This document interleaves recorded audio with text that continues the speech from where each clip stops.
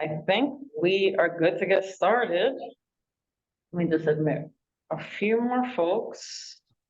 Please keep them coming.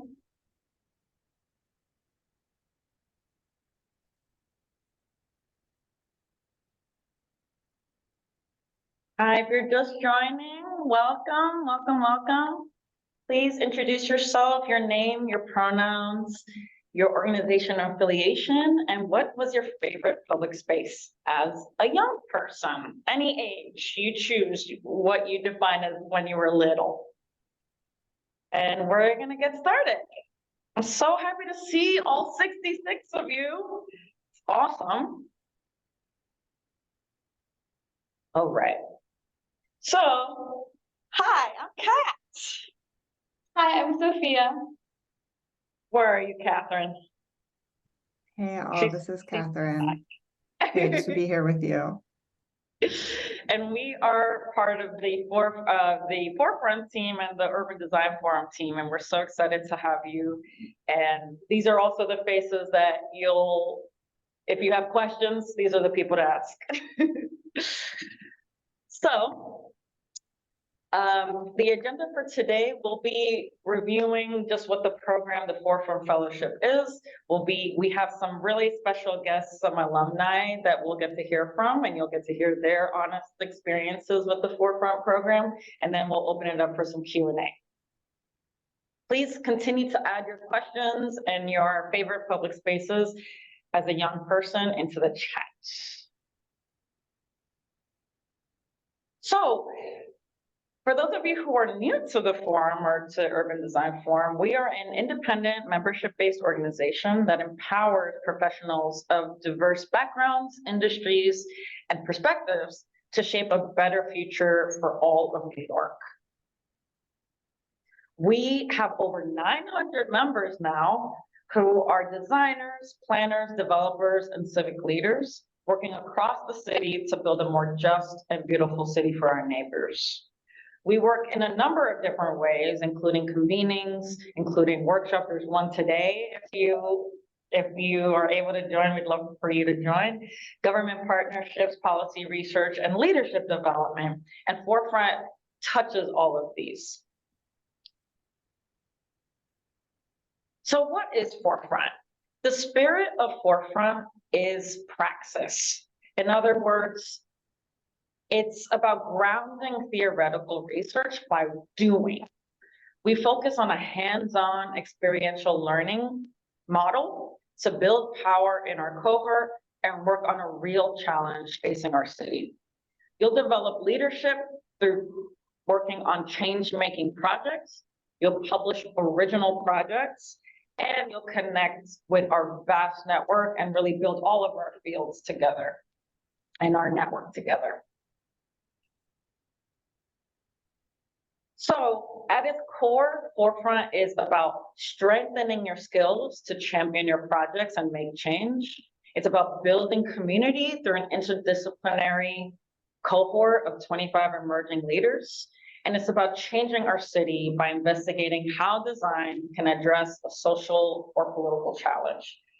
When you all signed up, oh, thank you for that, the caption. We wanted to do a caption option. Thank you so much for that reminder. Let me just make sure I do that before I continue. It's all set, Kat. Oh, thank you so much. Thank you so much for that reminder. So when you all registered, I think 90% of you said what you really wanted out of this Forefront Fellowship was interdisciplinary opportunities to step outside of your role and work with others on something that you're passionate about. And I'm really excited that so many of you shared that value.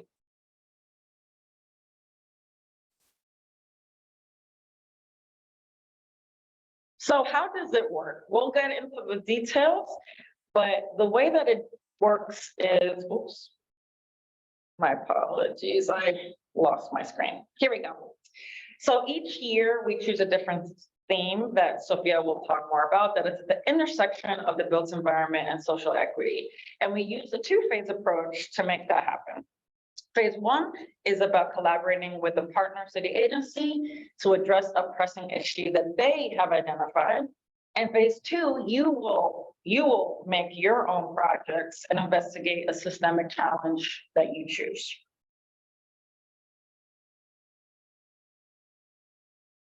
And each year, the incoming forefront topic is motivated and chosen by the UDF community and forefront alumni. This year, our fellows wanted to center youth in public space, leading to our topic, Free to Grow. Youth of all ages are often so constricted in their experience with the city. Their behavior in public space is policed, they are told who they must be with and when they must leave, and they're straight up excluded and banned from some spaces.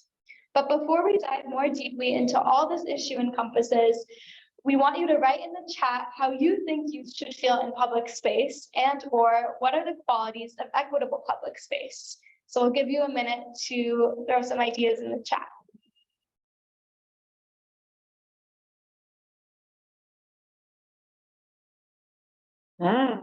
Yes, safety.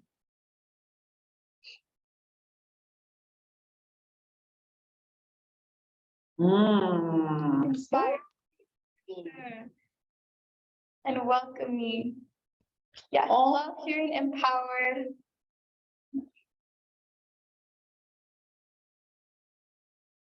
Love joyful. These are all such great words. Yes, somebody, the cutesy BIPOC, that's right. We love that. And we also want to make sure that youth are not only consulted in design and encouraged to participate, but an equal part of the planning and implementation process. So like a lot of you said, empowered and liberated and, giving up adult power and controlling what these spaces look like and really putting youth up to make that decision. Additionally, as a lot of you said as well, we will be centering the needs of marginalized youth in particular, including youth with disabilities, unhoused youth, youth in foster care, two-spirit LGBTQ+IA youth, teens, BIPOC youth, female, non-binary, and gender-expansive youth. And since the onset of the pandemic, cities have been accelerating the movement towards rethinking public space for youth in the ways that we've been talking about. So in phase one, in partnership with the Department of Health and Mental Hygiene and New York City Public Schools, fellows will build on the existing outdoor learning initiative, which began during the pandemic, and interrogate the current inequities in and around schools, thinking critically on how to establish vibrant outdoor learning spaces across NYC. We'll seek to understand how best to empower youth agency and autonomy. And as a part of this work, we'll be thinking about how the environment around schools and outdoor learning spaces shapes their impact and use, such as how road safety, proximity to existing green space, community safety, and environmental hazards factor in. Essential to this research will be on-the-ground experience and observations through site visits that you'll do and stakeholder conversations that you'll have, exploring existing outdoor education spaces and the different contexts of schools and neighborhoods. Additionally, every year the fellows develop a deliverable in phase one, which this year will be a playbook for outdoor learning environments, which will boost NYC schools and the DOH for further research and inform policy changes and outdoor learning space design. Overall, the deliverables from the first phase of the program are not only beneficial tools to the city agencies we partner with to move their energy and ideas forward, but have a greater impact on the general agenda of the issue. For example, past deliverables have taken the form of toolkits and official guidelines and comprehensive strategies. Some, such as the report with recommendations for mitigating extreme heat, which the fellows developed in 2019 for Turning the Heat, have been ahead of the curve in addressing the pressing and future challenges of the city. And this year, the fellows researched residential waste management in partnership with the Department of Sanitation and developed actionable recommendations to keep the city clean. So in terms of programming, Oh, my computer's freezing. Okay.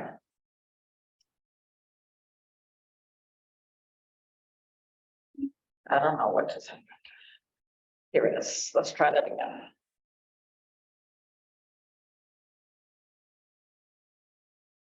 My computer just decided to freeze. I apologize, I think we y'all. can still, I think we can see the phase one cat. Oh, you can? Great. All right. Well, I'm glad y'all.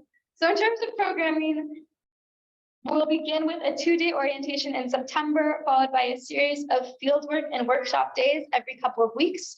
All of the phase one events are full day and in person, and fellows have found the time commitment to be around 4 to 8 hours per week, in addition to those full fieldwork days. And so at the end of phase one, we'll take a reset and rest break for the holidays, and then jump into phase two in 2024. Awesome.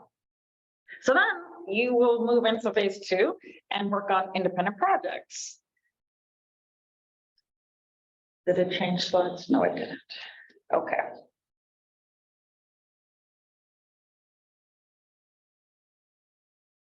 So you will be working and defining your own projects that explore systemic solutions that are of your own decisions and your own definition.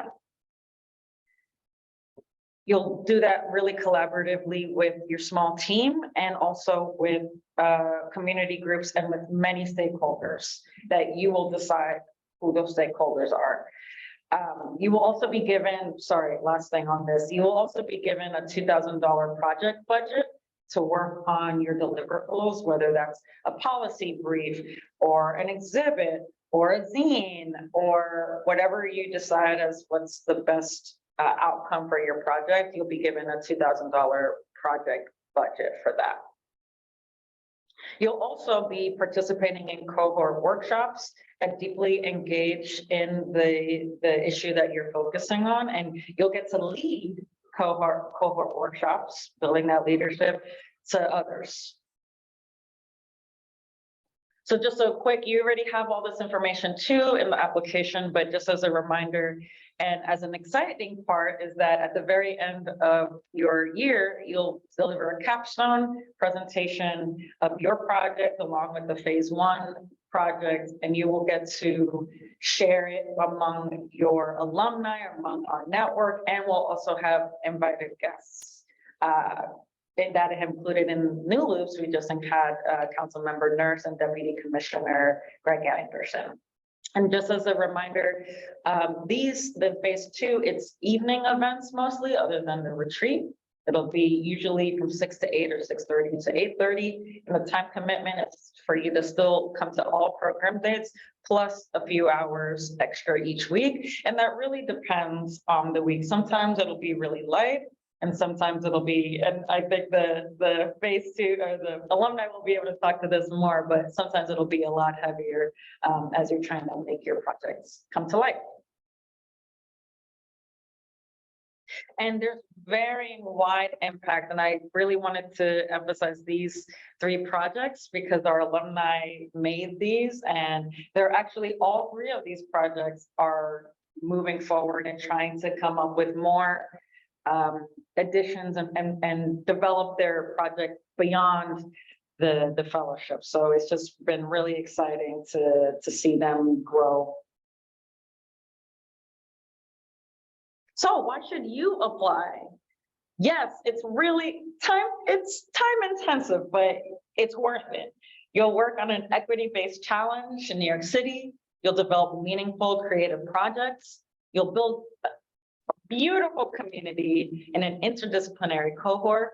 You'll cultivate leadership skills and network, and you'll have continued investment from us, from Urban Design Forum, because we want to continue to see you be successful, and we want to continue to pour into you after the fellowship ends.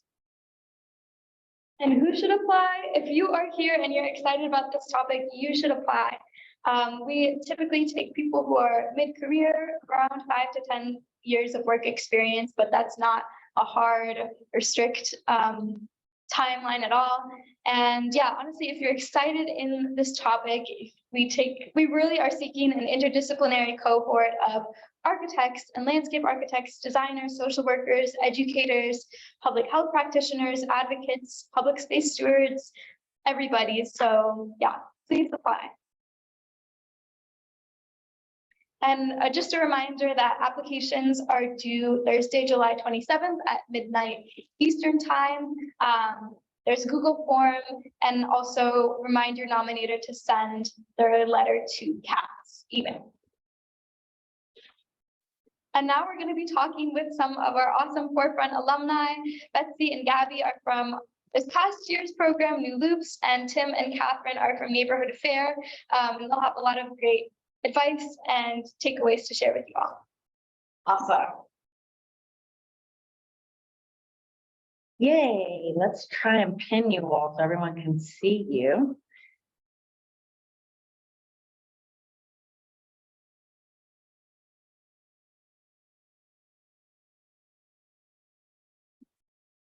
Where's Gabby? And then Betsy. Yay.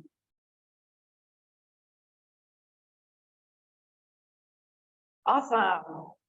I'm so happy y'all are here. I'm really excited to hear from y'all. I want to hear the juicy goss from you all. But I wanted to just start off with asking, what were each of your takeaways from phase one? Tim, if you wanted to start. Sure. So I'll give you some quick context for me and the phase one I was working on. My name's Tim, I'm a designer, and I come from a design consultancy background. I was a fellow during the neighborhood fair year.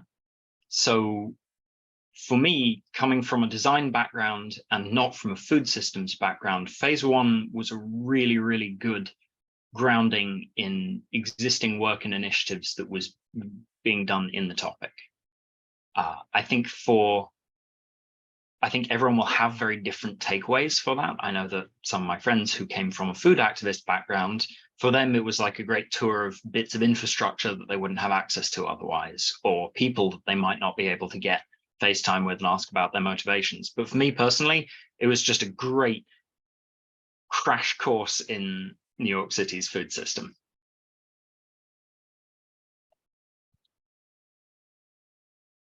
Kathy? Sure. So I was also a part of Neighborhood Fair with Tim. And my background, I actually work as a urban planner with a landscape architecture background and had a food activism experience, food justice experience. So it was really fascinating to see, I think, as Tim mentioned, getting to see so many different people with different backgrounds and perspectives come together, and it deepened the knowledge that I had. I think one of the areas that I found most fascinating was actually getting to speak with people that had been, that Urban Design Forum had partnered with as resource experts for us during phase one. And I remember visiting a couple bodegas and really getting a much deeper sense of what these business owners were dealing with and some of the systemic issues that had never really occurred to me, since most of my approach to food justice had come from more of a community gardens, like urban agriculture perspective. And so understanding these sorts of food sellers and like the reasons why fresh food isn't getting into these smaller food selling spaces was really it was just really fascinating, and I'm just very appreciative. Also want to say I think the Urban Design Forum did a fantastic job of connecting us all and facilitating these really positive, wonderful spaces where you could get to know people that you've never met before and feel comfortable having, diving into these really meaty, juicy topics. So that was my experience from phase one. Thank you both. Gabby? Hey, Kat. Hey, Catherine. Good to see y'all. So I come from a background that is more strategy, policy, and education. And so I was just in the New Loops one around waste. And phase one, similar to Tim, really was like about grounding you in education and definitions. Coming into it, we had a lot of folks who were master composters or who had background in landscape architecture and architecture in general. And so I'm a programs manager currently. And so coming into the space, I was like, I don't know what we're talking about. I don't know what that means, who that involves. And so it was I think phase one was a good high level approach to be like, these are all the different players. This is the language that we use here. And these are the pathways to get to waste or where all your stuff ends up. And so I thought it was a great educational time period. And each person or each of us were broken up into different groups within phase one. So it gets even more granular. And that was, I think, really amazing to see. I was like learning about, New York City law and policy and what impacts what we do with everything that we use. And so, yeah, it was really educational, at least for me. Go ahead, Betsy. Thanks, Gabby. Actually, Gabby and I were in the New Loops together and on the same phase 2 team. So I'll speak similarly in terms of experience for phase 1. I'm an urban designer, currently work at EDC, but I think phase 1, as many as Tim and everyone else been talking about, has been a real grounding experience for me. I came into this with my own background, but in terms of just like the people that were there, the kind of the waste advocates and people, just all these different disciplines I would never got the opportunity to meet and connect with and learn from really during that phase 1 project was like truly enlightening. Just like the particularities, especially as we're coming into new law that's been announced with composting and things like that, and really getting to that granular detail level of like what that means for us as New York City residents and like how that all works together. So I really appreciate the learning process for that. And then in terms of just like seeing the direct connection and working with the city agency on like a very personable level and really getting their feedback loop in terms of like what we might be proposing in our research could be like implicated or used. And I think that really helps ground the project. So it's not just sitting by itself, but the fact that we're working with DSNY directly to like ground truth to some of the work we're doing. I think that is definitely a highlight of like the UDF Forefront Fellowship in general. And I think that partnership has really made the phase 1 work really, really great. Oh, thank you all so much. My goodness, so many fuzzy feelings. But don't be afraid to, spill again. I just want to hear tea. Tell us about your phase 2 projects. We can go around in the same circle.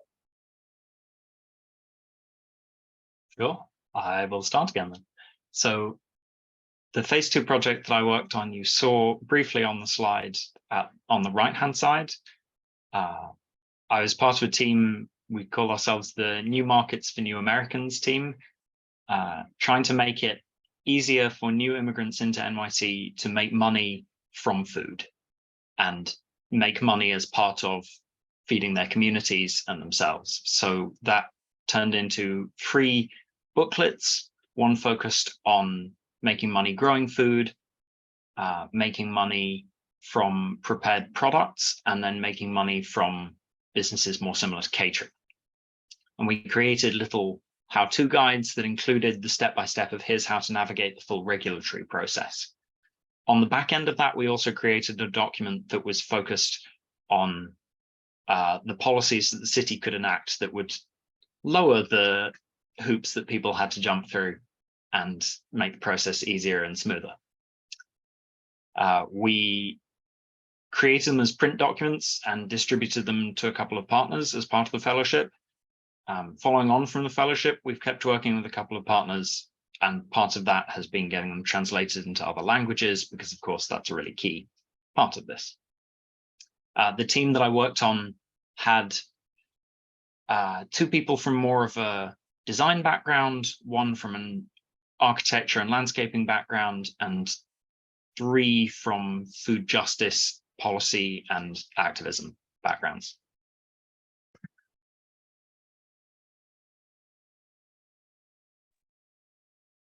Okay, so I guess I'll jump in. Thanks, Tim. So I worked on the Share Shed NYC project. It's still ongoing. And we started out, it was quite a journey for us. We started out, all of us interested in mutual aid for kind of informal, like players in the food system. And we coalesced to really focus on growers. And then we had through the course of our research, we actually realized that there was just a lot of top-down approaches that weren't working, and people weren't really doing anything with these like different apps and different resources that had been developed, that were kind of similar to what we had initially been thinking about. And so we changed gears, and we instead embarked on more of an outreach participatory research approach. And we started going out into gardens, meeting with growers, speaking to them directly, getting feedback about how they were sharing resources, where there were gaps in their sharing networks, in their access to resources, and really trying to understand where we would be most impactful.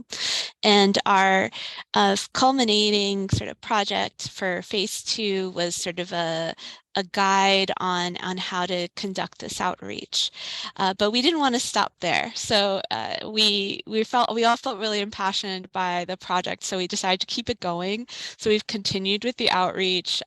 We're in this data gathering phase. We brought in new partners, more sort of members, and you know, all on a voluntary basis.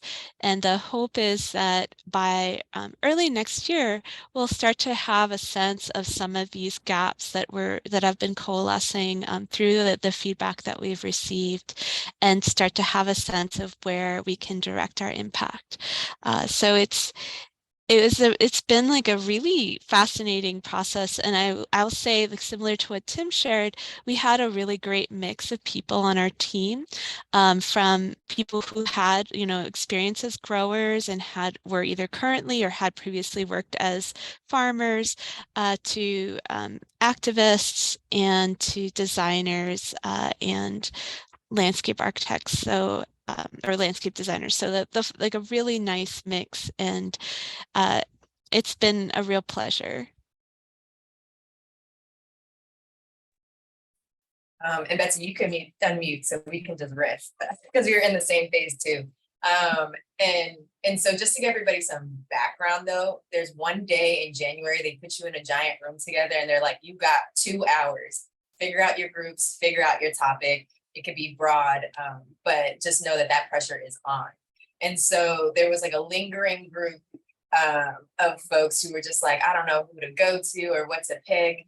And when we all started talking to one another, we were like, okay, we really care about social impact and we really care about economic development, right? We have folks who are part of EDC in our group. So that's the Economic Development Corporation, which Betsy's a part of as well. And we had landscape designers, urban designers, the gamut of folks. And so we were like, okay, we all care about these very broad topics. Let's be together.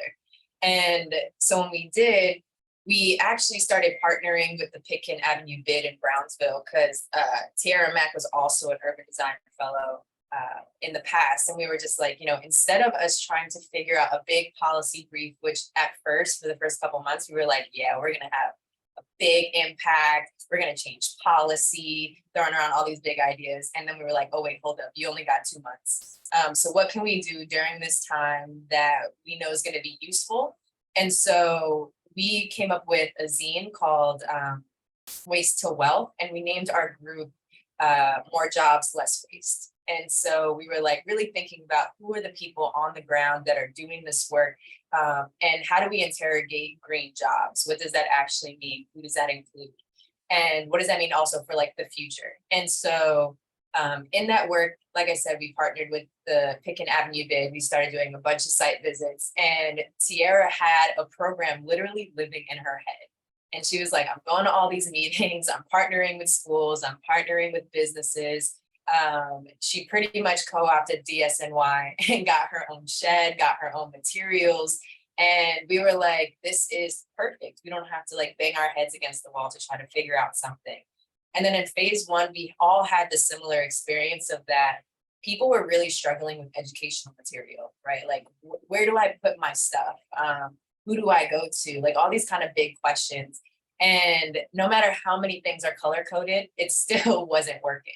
And so we were like, this has to be educational material that really uplifts the jobs, because we noticed that if you know the folks, you're going to want to take care of them. And so we were able to showcase that through Hygiene, through this program that pretty much showed how businesses who are left out of the New York City composting mandate, along with schools who are left out of that, and NYCHA, where there are 3 partners in figuring out how do we get food scraps from the businesses to go to the local composting site at NYCHA, which then could also go back to the school who had a hydroponics system. And so we wanted to visualize that for folks so we could show how this smaller loop can work, and really highlighting circular economy. So we worked with a local illustrator from Brooklyn who made this very beautiful for us. We went on a bunch of site visits.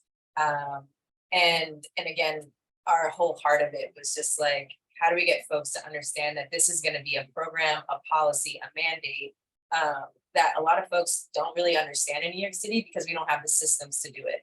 And so by visualizing it in a way that's kid friendly, because that was our whole thing, right? There's got to be implemented in schools because there was a bunch of artists in the area as well.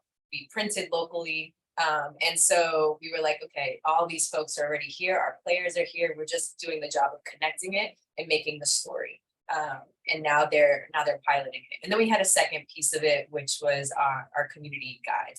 So Betsy, I'll let you go. You did cover a lot of it. I can talk to the guide. Along with that, we realized that we wanted to make sure that other communities or neighborhoods can also tap into how they can illustrate or envision like a new smaller loop, because that's what we found that the most impactful is, instead of these big systems, how do you solve these issues of waste locally within your own community. So create a resource guide for any neighborhoods or different bids to kind of pick up and do the same kind of process of envisioning that kind of closer loop. And I think one thing I wanted to add is that we also came as a group also because we really cared about the people who are doing the labor of waste management. And I think that really tied our group together in a very disparate kind of way, but it really led to a really successful project, I would think, in terms of its impact. And in terms of our next steps, I'm sorry, we're hogging up a lot of the time, but in terms of our next steps, we talked about creating educational zines for different waste streams besides just food and organics. So we talked about construction waste and textiles. I think that'll be like after the summer, some of us are kind of continuing with some of that work with different bids and organizations, but TBD on that. No, that's you're not hogging it. This is wonderful, and this is all really bringing a lot of insight into your process. And I see a lot of questions about process, so I think this is really great. I think, yeah, maybe we could combine these together, but I'd love to hear from you all. What did you get out of, like, kind of, especially for, well, you all are both in different phases of your alumni-hood. The New Lives folks are recent alumni, but what have you gotten from your fellowship experience, if you could share some of that? And also, what's one thing or some things that you want someone to know before they apply? So for all the prospective folks in the session, what would you want them to know before they apply?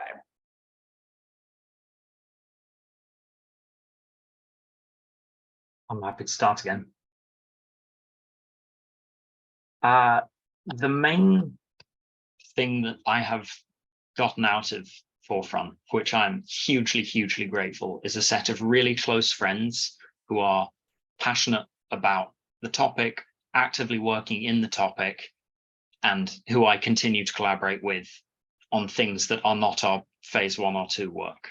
And that has now become, it's not my full-time job, but that is something that I'm now actively engaged with in a way that I don't think I could have been without this fellowship.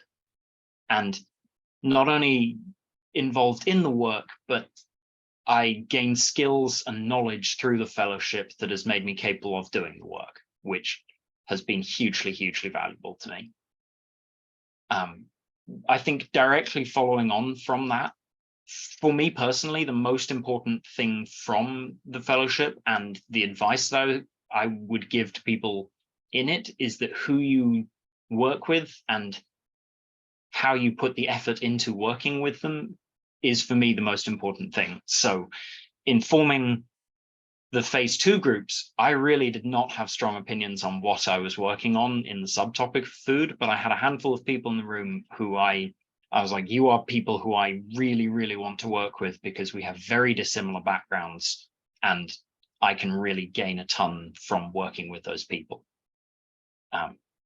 The other bit of advice that I would give people is you have to be very realistic about your time and energy. This is quite a lot of work.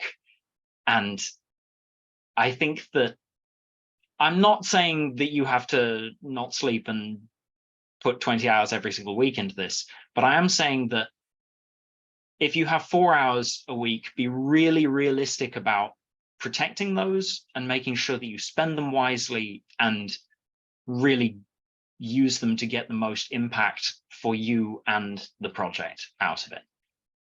If you have less time than that,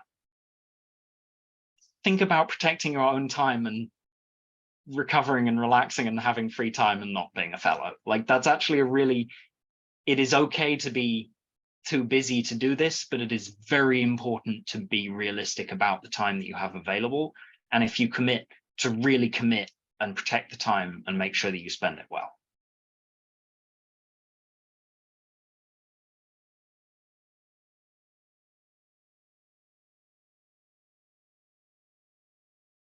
I feel that, Tim. I agree. There's a lot of wisdom, and I think to piggyback off of what Tim shared, yeah, I would say the time commitment is intense, and so also, like, I think one, being realistic with if you are working full time, being really clear with your supervisors and your teams about that time commitment and the importance of the work that you're doing. One really great thing that I got out of my participation in Forefront, yes, there's the people, they're amazing. And I'm really appreciative of all the people I met and the inspiration, but also just even seeing how my day job, kind of intersects with my activism interests in ways that I hadn't really given a lot of thought to. Like, I remember there was points where suddenly I was talking about food justice and transportation and thinking about systems and the sort of DOT work that I do in ways that I hadn't really thought were relevant to my activism. And so that was a really wonderful experience for me, and it deepened my appreciation for the capacity or the possibilities of the work that I do for the city.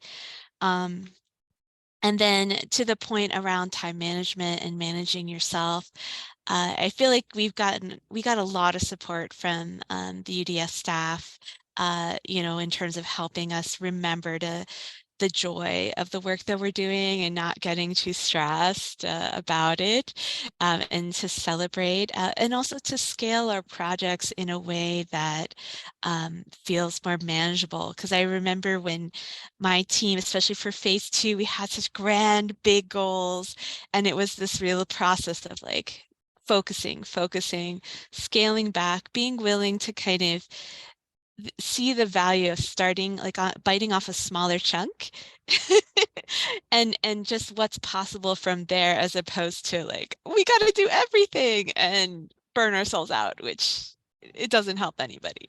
So appreciating all that. For what I got out of it, I would say the partnerships, definitely. I think I'm more knowledgeable about what places and who does what. And that was really enlightening. And the other day, my friend asked me, she was like, what's composting? And I was like, girl, are you ready? And so being able to use that knowledge now in the field is also really exciting. And I feel just like more about it now, more than ever, like actually a better advocate for it. And also the field trips, I would say that was the experiential learning that you have when you go see a place and you see people's experience in it, I think humbles you a lot. So those were good ones. And I use a lot of the facilitation that UDF is doing in my current job. I'm like, how do they structure it like this? And so being able to pull the stuff.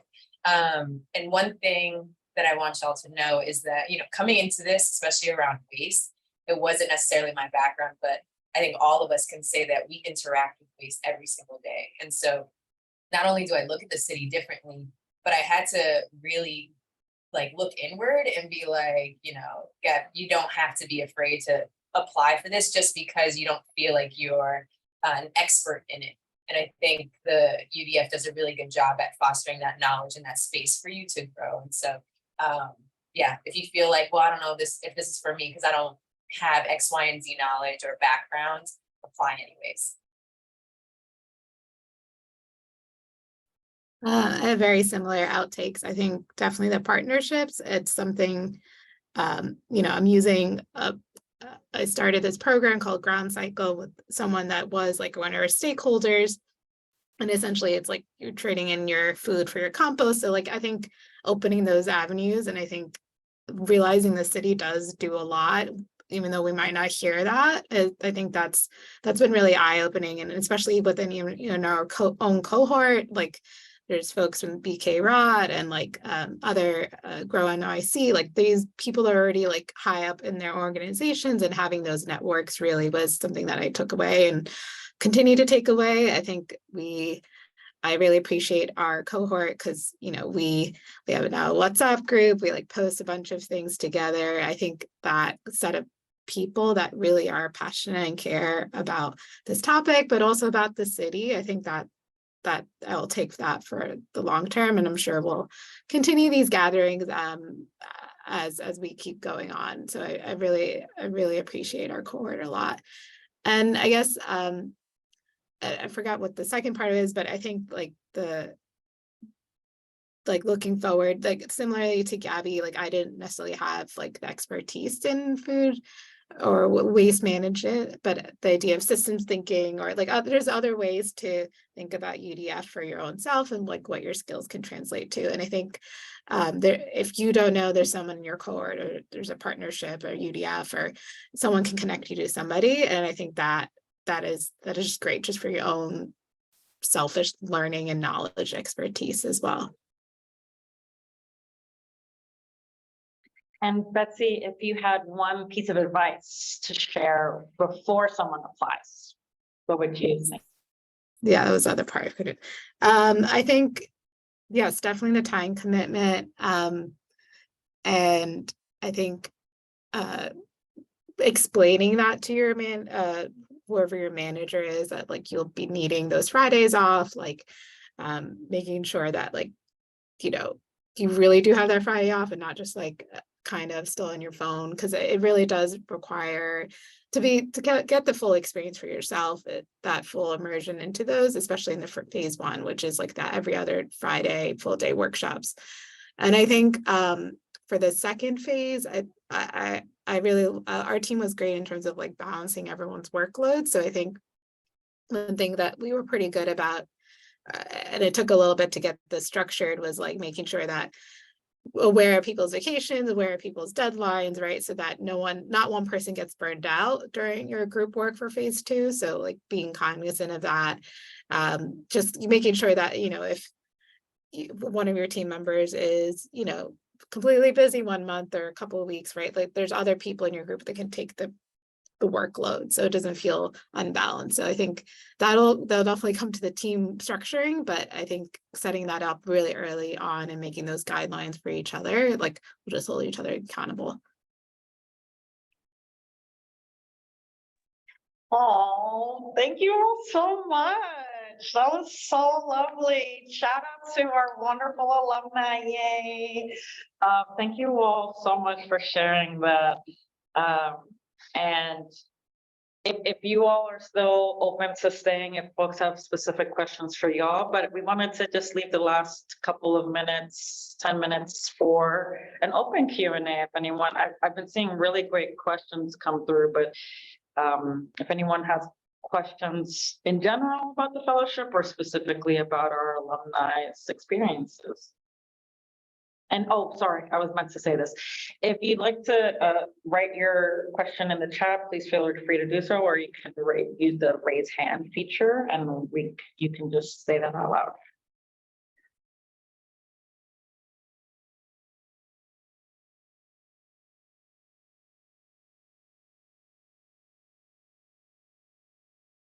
There was one question that I saw flash by in the chat that I just wanted to add something on to do with community engagement.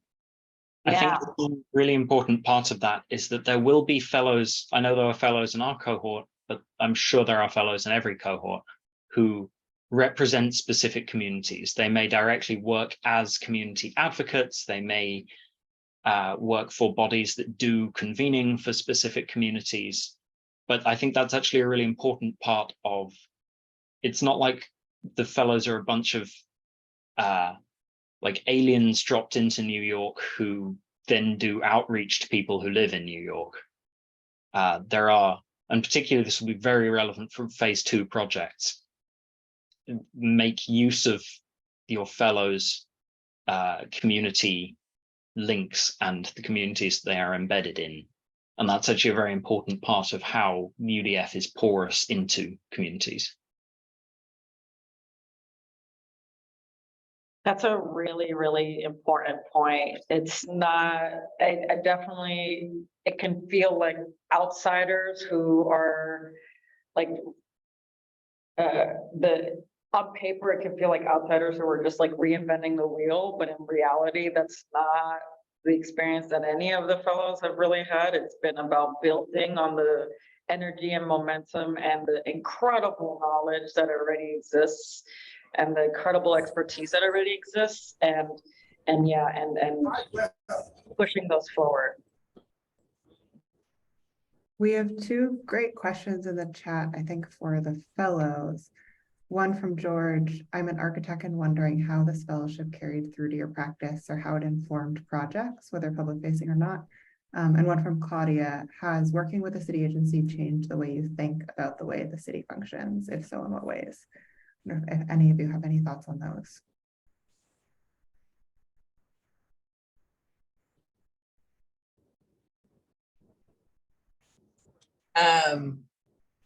I will answer well, I guess both. So the carry through your practice. So I do programming, and for me, I took more of like the facilitation / the partnerships away from UDF to be like, okay, in future programs in our stuff, we work with horticulture. So I'm like, okay, how can we go and learn about recycling and composting? And so I think those connections really made it work in terms of new programs that can exist, both internal or public facing.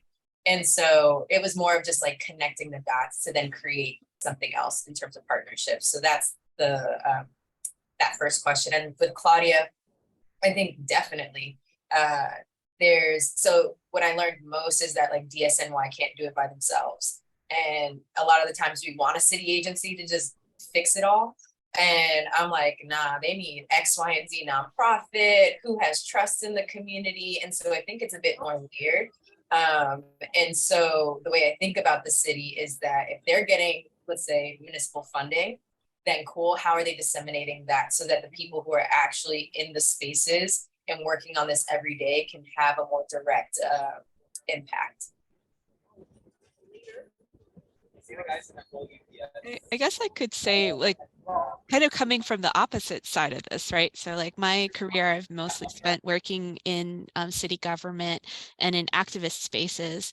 And so it was really refreshing and lovely to like be able to kind of connect more deeply with the design community and to have that sort of creative energy and see the potential for those sort of partnerships in ways that really broke down barriers. And so that I found quite lovely. Yeah. I'll answer the city agency because now I work at a quasi city agency, but working with DSNY, in particular with the people there, I think there's sometimes a disconnect between the staff level versus like your deputy commissioner level. But I think that especially at that staff level, who are doing like these studies and research are like so engaged and so on the nose about what needs to work. And it's really translating that back up. And then sometimes that's where the disconnect is. But I think it's just refreshing to know there's partners in crimes across the city agencies that really do care, and it's just building that momentum up. So I think it's helped me find those like partners in crime, I guess, to like build that more cleaner and just city.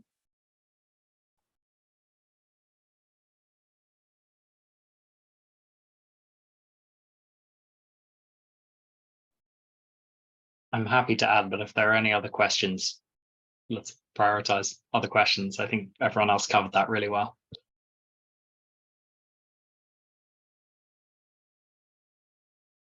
I'd actually love to hear your answer to this, Tim. Just as and some of the other questions have been more technical, and I'll also make sure to I'll share the Q&A with you all afterwards in case you missed any of the responses. So you will get all of this juicy information. But Tim, take it away. So in terms of, I'm a designer, I work in graphics and strategy. And in terms of how this has affected my practice, I'm now able to apply skill sets that I built in a completely different world into New York City's food system. And so that's directly translated into work that I'm now doing with a friend from UDF on how Grow NYC facilitates the supply of wholesale produce into institutions in East New York. So it's been a really clear, like, new avenue of practice that I've gained through this program. In terms of how it changed how I saw the city, I think this is actually quite a food-specific answer. It really opened my eyes into where power resides in different aspects of the city's food infrastructure. I think that the city has surprisingly little power compared to what people who don't work in food might assume in terms of the levers that the city is able to pull. They have tons of power in terms of what, like, zoning, but so much of New York City's food infrastructure is privately owned. And so how the city interacts with private ownership is actually then a very key part of understanding that system.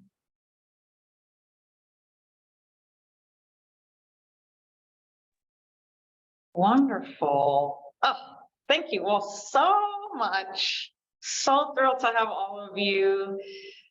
So thrilled with all the fantastic questions. I'm gonna give a special shout out to another Catherine Hahn. You bring in the questions. I'm living for these questions. But yeah, if you have more questions, if you want to chat, anything specific, I'm going to put my email. I'm another Catherine. There's so many. Worst case scenario, if you need to meet someone, reach someone at Urban Design Forum, just write Catherine and you'll find one. But please reach out. I'd love to talk. We'd love to talk. Thank you to Sophia and to Catherine for all of the moderation and facilitation. And we'll see you soon. Yeah, please check out the program application for all those good details. Yes. Take care, everyone. Thank you so much.